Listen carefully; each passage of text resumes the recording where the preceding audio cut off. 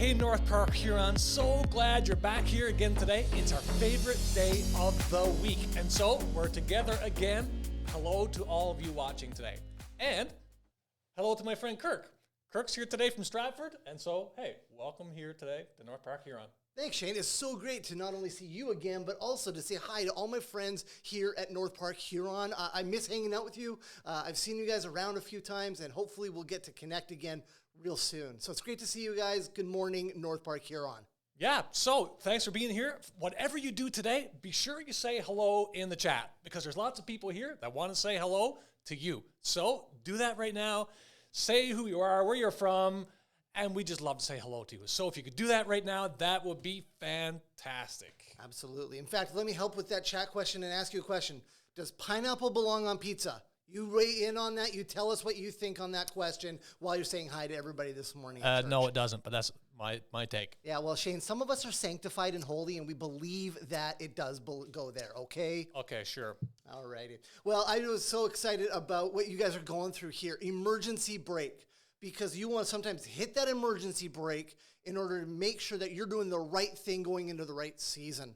And, you know, as we see this beautiful weather going by, and I think about your emergency brake series, you know what makes me think of a little bit? Wintertime.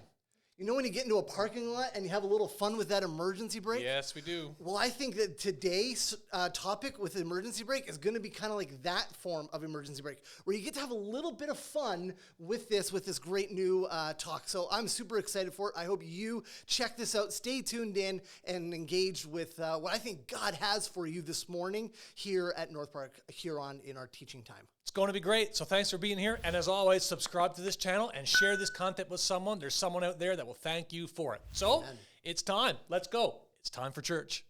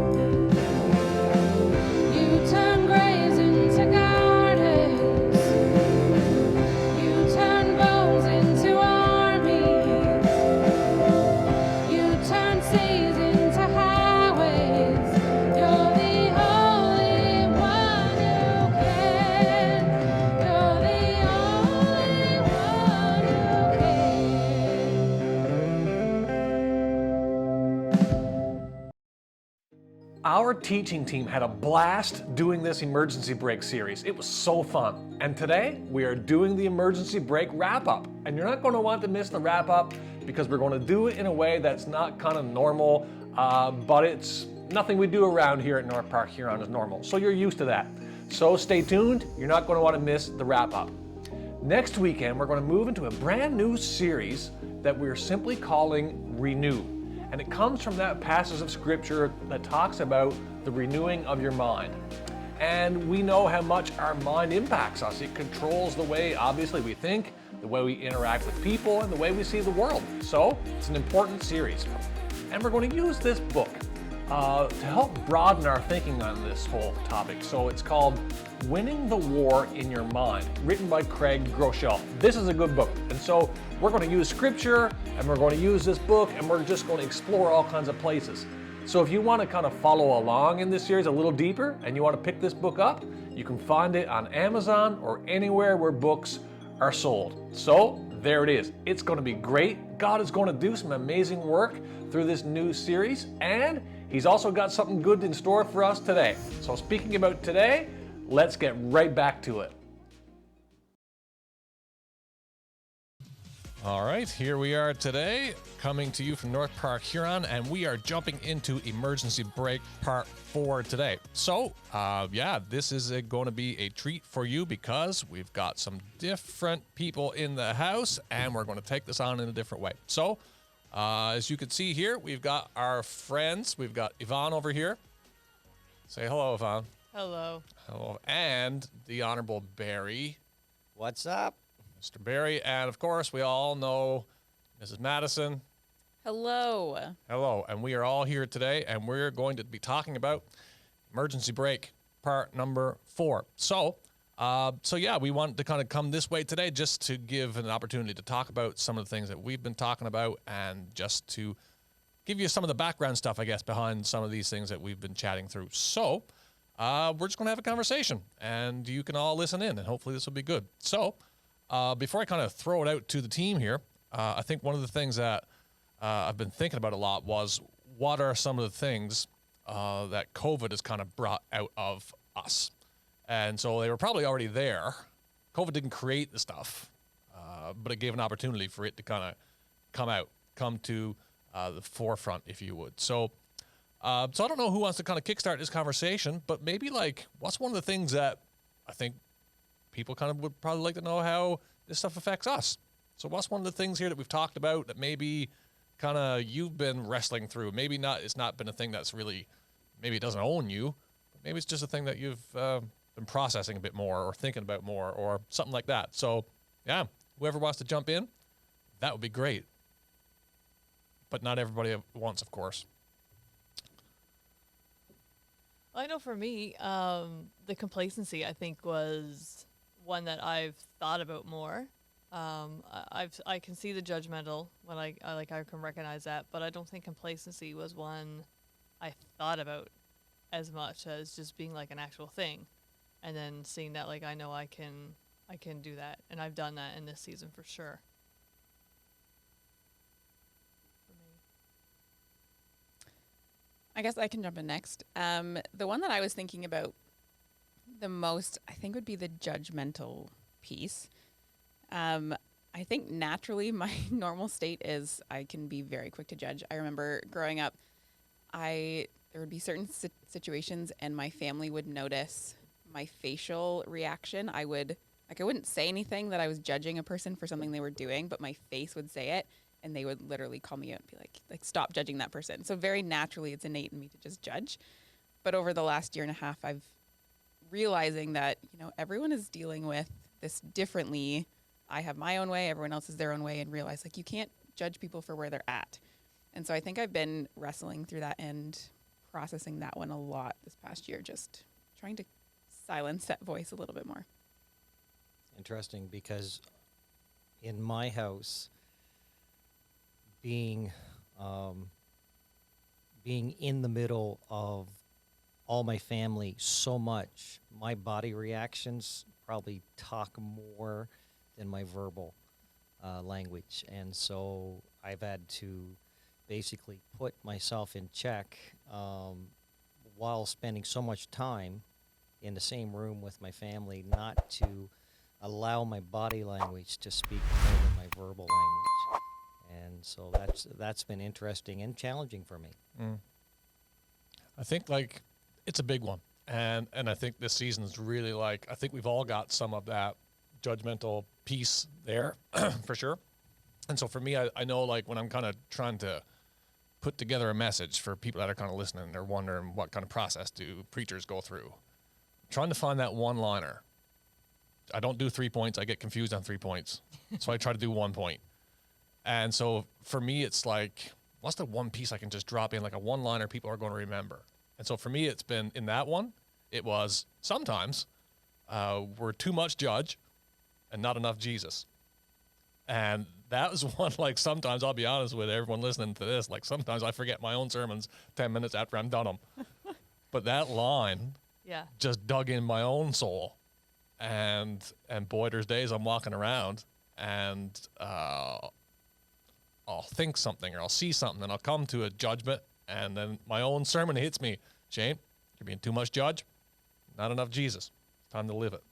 So I don't know if that line, how do you process that? Like what's something that you think about when you hear that?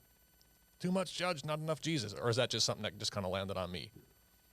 No, I think that rings true to especially me and probably most of us in the fact that before COVID, when you're out all day working at your office and working with people, you go back to your house and you can almost like feel like you let your hair down. You don't have to hold on that front, but for me, it's the hardest place to put myself in check. I probably get frustrated more. I probably get angry more because I don't have to put myself in check because it's my family.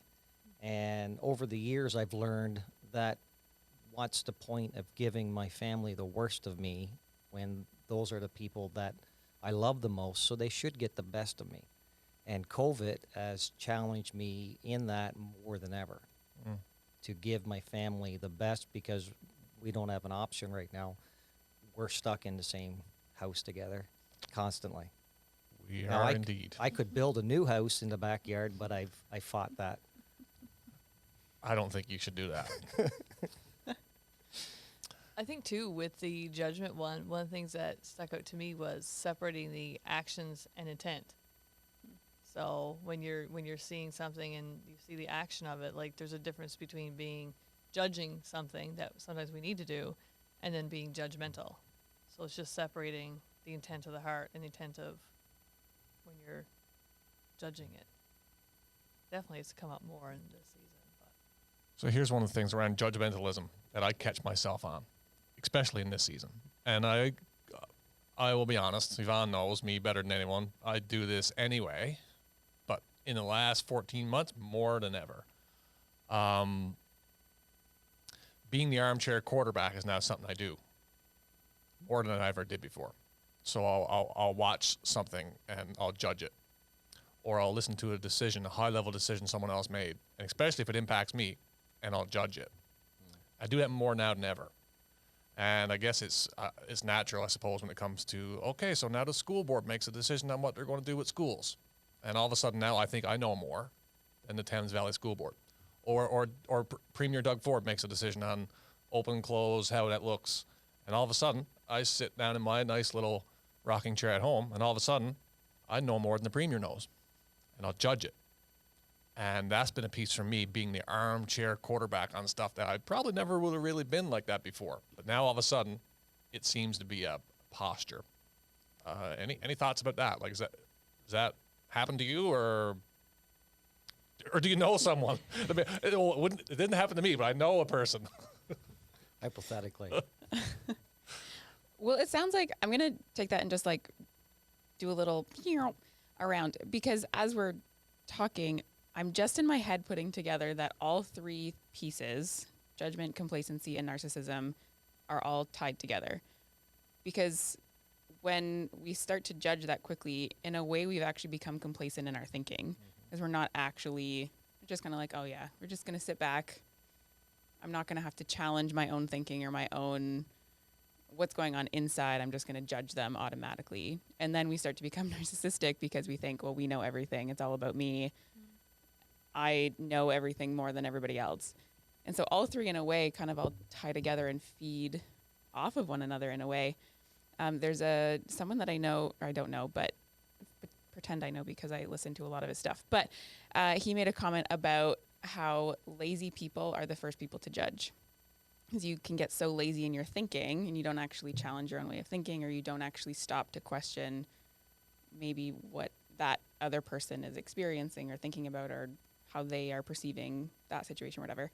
And you can become so lazy that you start to judge, which is the same kind of thing about being complacent. You get complacent in your thinking, you stop challenging things, you judge, you become narcissistic. In my head, they're all tying together right now. I think you're right. So if we all become workaholics, we won't have time to actually become either three. And then we all burn out, and that's not healthy either. Let's not learn from Barry about that. Yeah, so for sure, I think that so how do you keep that in check? So for me, I've not really figured that one out. Especially when. One thing I have learned about this on the judgmental side of stuff, and then we'll move past probably the judgmental one and hit some of the other ones. But for me, it's been like, if it affects me, definitely going to judge it.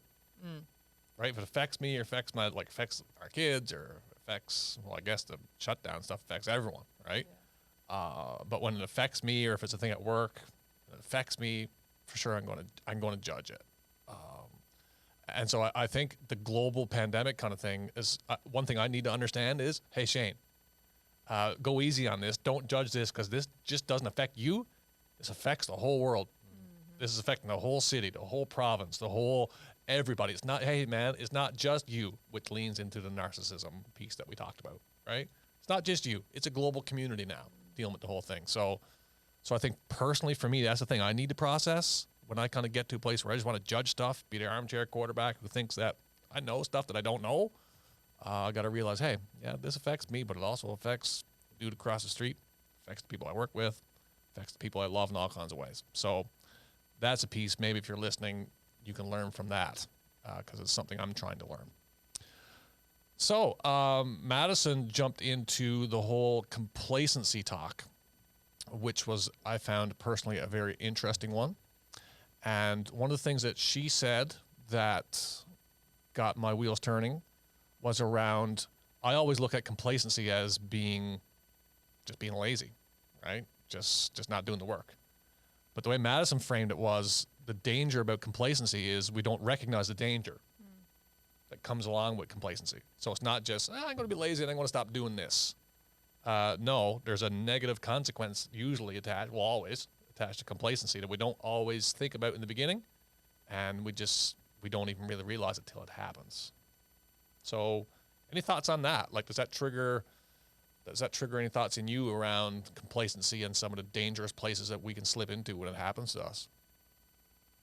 I think the dangerous place for me is staying in the zone of the area where I feel I'm confident.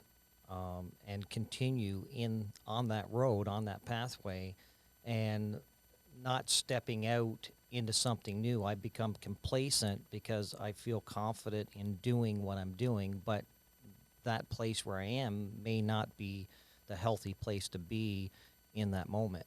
And so being intentional about recognizing that and putting people around you to hold you accountable to that is very important. And, being married, as Shane and Yvonne would know, your spouse will hold you accountable really, really easy in that area. Yvonne knows how to do that. She does it well. She does it well. I think it's one of her spiritual gifts. Good job. I'm on it. I think for me, like I said, complacency was the one that, like, I know that I had the judgmental tendency. Like, I can see that, but I don't think complacency was a thing that I thought about as much before the series. And one of the other points that Madison had made too was just talking about how, like, she made the quote that talked about we're partners with God, and how, like, it's our choice that God's not just going to come and give us everything right at our feet, that we got to do something on our end. There's an action on our end and how we can become complacent in just relationships and in so many different things, but it's our choice. And I was thinking, well, that's really true, because it's my choice what I do or what I don't do, and just seeing the complacency part and recognizing it and trying to pull yourself out of that is definitely, the ball's in your court to move on that, and to whether you stay in that or whether you move out of that. But for me, it was just one that I've thought a lot about, just in terms of how am I being complacent, and then how will I not be when the season's over. So Madison, you were the mastermind on complacency. Give us some inside track. Inside track and complacency. I strive very hard to not live a complacent life. I'm just like, there's so much opportunity in life, and I just love it. But one interesting thing that I was thinking about was more so my season of life, I guess, and working with a lot of students, and there's always this like striving to get to this next season of life. There's got to get through high school, and then you're going to go, typically it's to do post-secondary education, and you want to get through that, and then you want to get a career, and then you're going to get married and have kids and have a house in the suburbs. And there's this striving of like, this is what I envision for my life. And so you work really hard to get there. And then as soon as you get there, it's like, okay, I've made it, and now you're done. And for me, especially a lot of my friends, we've had lots of conversations around this, is like, you talk so much about, okay, we just got to get to that season of life, and we're going to work really hard to get there. And then you get there, and it's like, okay, what now? And then you just kind of become stale. And that's something that I am trying to be really intentional about, is like, I don't want to be that person who strives to just get to the next season of life. Because then when you get there, it's like, okay, then what's next? But to realize that like every single day has a moment that God invites you into, and that is like a gift that you get to partner with God in every single moment. It's not just trying to get to that next season and then become stale and think that you've made it, but it's every single day, no matter what season you're in, there's a treasure to be found, because God is right there. And sometimes too, if you're always trying to get to the next season, you're not enjoying recognizing what's going on in the one you're in. If you're just continually planning for the next thing, Shane and I have had conversations with that like years ago, like even with ministry things and careers, that you need to just kind of stop in the moment and not always be reaching for the next plan or the next mountain you're going to take, but to enjoy. It's great to set those goals, and you need to, but don't forget to enjoy where you're walking now too.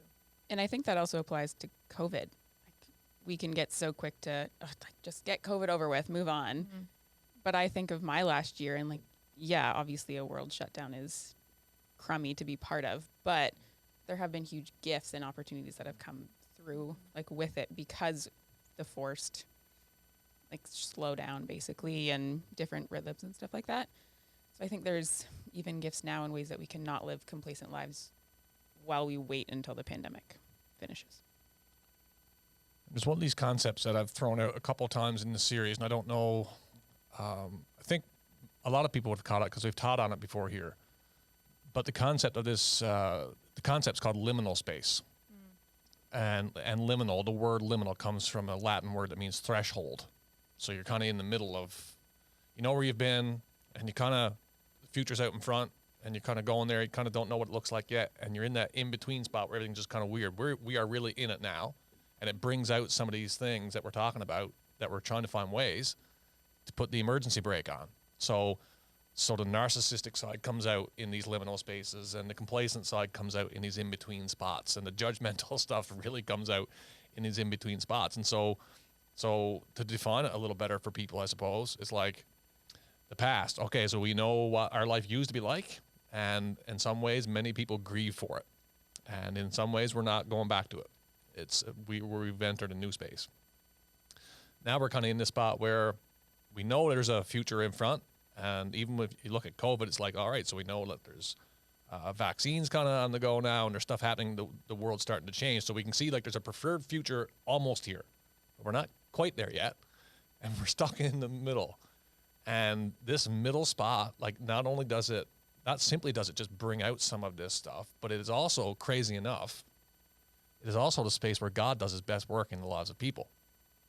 When you're stuck in the in-between spot and you can't reach back to what you had before, and you kind of don't know where you're going, and you're kind of like the old school. I think probably, I don't want to age anybody at this table, but it's like the old '70s song. I think it's '70s. Stuck in the middle with you. I'm stuck in the middle with you. So I think there's lots of feelings around that whole piece, right? And so the liminal space is important to recognize because it's not comfortable. It's going to bring pain. It's going to bring these things, and it's okay because if we embrace it, God does His amazing work in between the spots where we're not comfortable, right? So any thoughts about that before we kind of move on to chat about complacency for a minute? I think that's a good point, that if we don't embrace it, and we have so many areas in social media to get drowned in the conversations about the conspiracies or like all the negativity. I got friends that have shut down Facebook and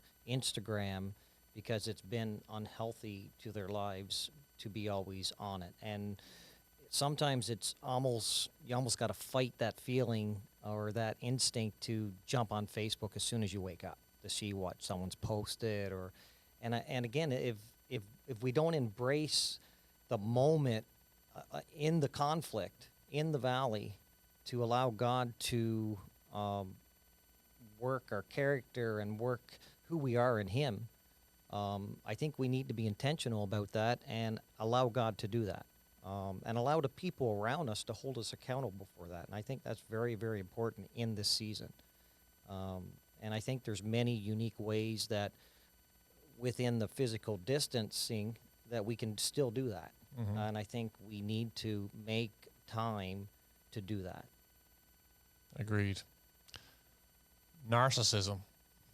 This was not expected one. I think you struggle with that one a lot, Shane. I've been waiting for that haircut. Take a close look here, folks at home. That's why I'm wearing a hat. I didn't get it. I brought a hat. Was going to wear it, but you know something? I got to embrace the mess of what it is. The girls wanted to have a man bun. Say what? The girls want you to have a man bun. The girls want me to have a man bun. So the girls she's referring to are our daughters, and they will not see me with a man bun. I think that's Kim's dream for me as well. Well, we can work on that. Maybe if you're out there today and you've got like some strategy or maybe some tips on how Barry and I can grow a man bun, you can send it to us at shane.sims@northpark.ca or barry.canning@northpark.ca. I think the tip is don't get a haircut. I think it's not rocket science, is it? I have a bunch of hair elastics. You want one? All right, this is going off track here. So, the narcissism conversation was an interesting one. And so I took that teaching part on, and I remember when Madison and I were kind of mapping through the series, and we talked about this one a bit. I really didn't have a sense of where to go with it. But as I got into it, I kind of really started enjoying the whole development of that talk. And somebody actually commented in the chat and said that the narcissism one was actually their favorite talk. And I didn't get to the bottom of why that was. I thought it was interesting when it came up. And so I'm like, all right, so this is good. So I enjoyed that one the most, but it was definitely like a stinger because there's so much public proof these days of people wanting to do their own thing, which feeds into really what it means to be a narcissist, right? And so these days we all want to kind of do our own thing to some degree. And I don't want anyone out there to think today that I'm saying that we're all narcissists, because I don't believe that either. But it brought out some of those tendencies for sure. Here's the thought. I referenced in this talk that lots of natural disasters generally bring people together, right? So you look at 9/11, you look at some of that stuff, and it just became like a unifying moment for a nation of people who were just caught in this calamity. But COVID has kind of done, there's been some unifying stuff for sure, but just the essence of what it is pushes people apart, right? So the essence of what it is, so like, yeah, right here, even in our little studio, by the way, folks, if you're watching, there is 6 feet all the way around here. We measured. But it's forced us even just physically apart, right? And when you're forced physically apart from other people, the most natural person to think about, it's yourself. Yep. And so the nature of it just leans into that. What do you think about that? I thought it was actually, when you brought that up in the sermon, when you were speaking, like I had not thought about that point of it. And I noted that when I was writing some stuff down about it after, was that the comparison of like 9/11, how everybody just clung together, and this has literally said you have to be apart. And so I was like, wow, that's really, really true. And just the way what its effect on society, and even like, when you're walking down the road now, instead of saying hello to somebody or shaking their hand, like you're going to the opposite side of the street. And it's definitely been really different in that aspect for what this pandemic has done, and how this has really done more of the pushing apart than when you compare it to other things that have gone on where people have been able to cling together. And even within like families, like I talked to our neighbor the other day, and they haven't been able to see their daughter in like a year and a half because she's in a different part of the world, and so it's so different.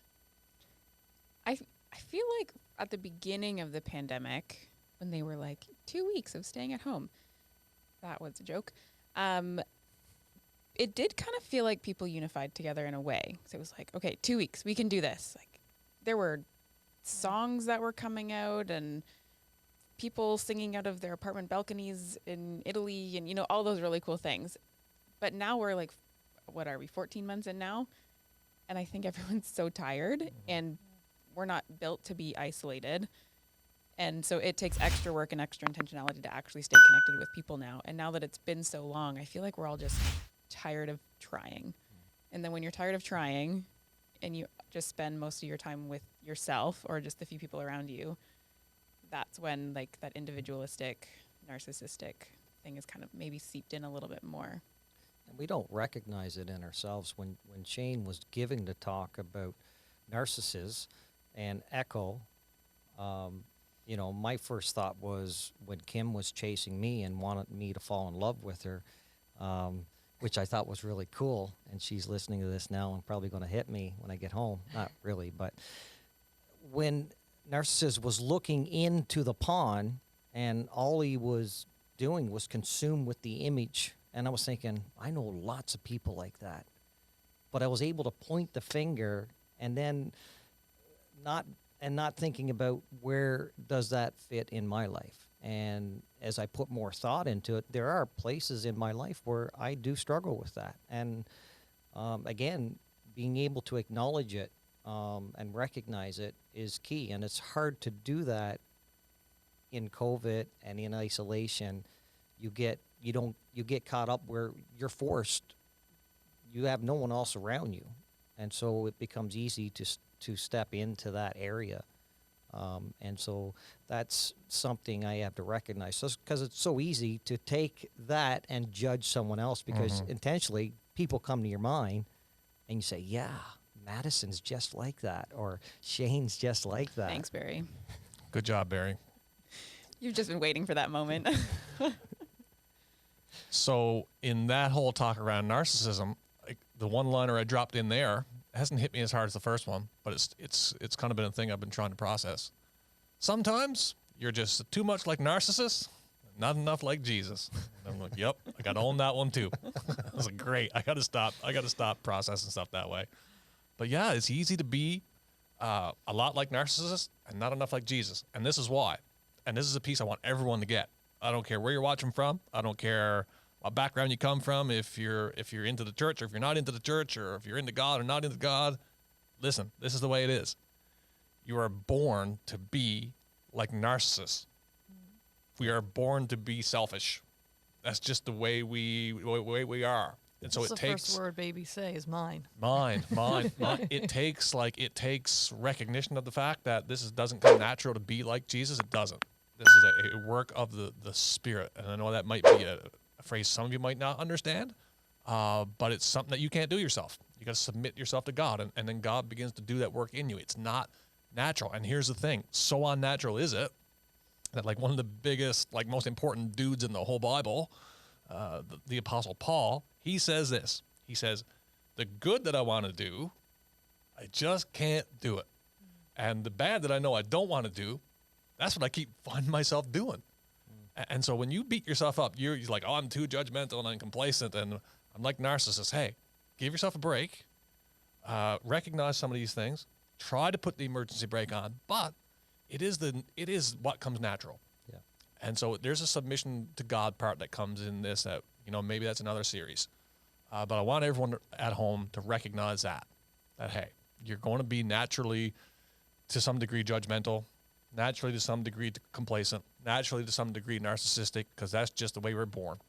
But then we trust in Jesus to help us recognize these things and put them on the straight and narrow path, to use a biblical phrase. And so I want everyone to realize that. And it's not just you. If it happened to like the dude who wrote most of the Bible, probably going to happen to you too. Well, and I like what Paul said. If anybody should be able to brag and think about himself, he said me, right? Because he was a sharp guy, very well educated. But in saying that, he was saying that's not going to get me where I need to go. Yep. I need to step outside of who I am and be more like Jesus.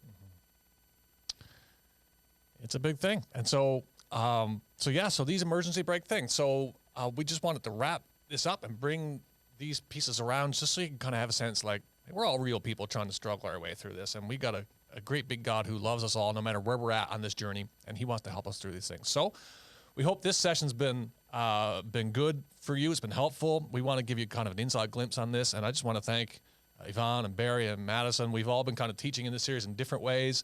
Anytime you see a host on one of our services, that person is a teacher too.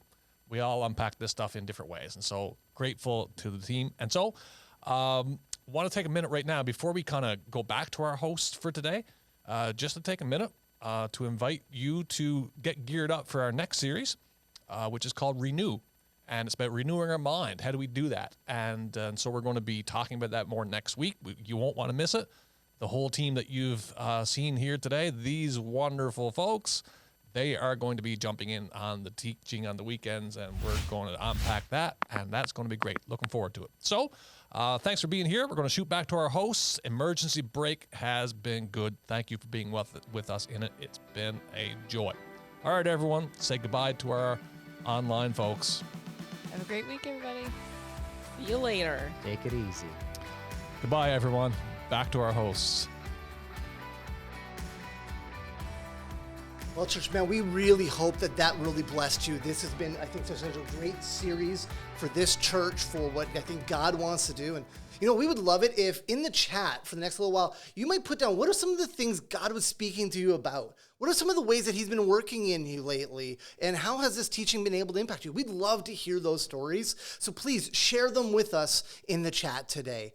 And what a fantastic morning again. Wow. Yeah, it's been great and so good to be back with you. So as Kirk just said, you've now got actually 10 minutes coming up after this is over today to kind of just chat it up. So please do that today. And it's been so good to be here. So let's just ask Jesus to be with us today as we just kind of go our ways. But don't go your way before you go into the chat. Do that. So Jesus, thank you today for being here, speaking to us. God, you're so good. And Lord, our hearts are so open. So thank you for what you've said. May we now have the help of the Spirit to continue to live this stuff out. And we ask it in Jesus' name. And all the people out there in internet world said, amen. Amen indeed. Friends, it's been great. See you next weekend back right here at North Park Huron.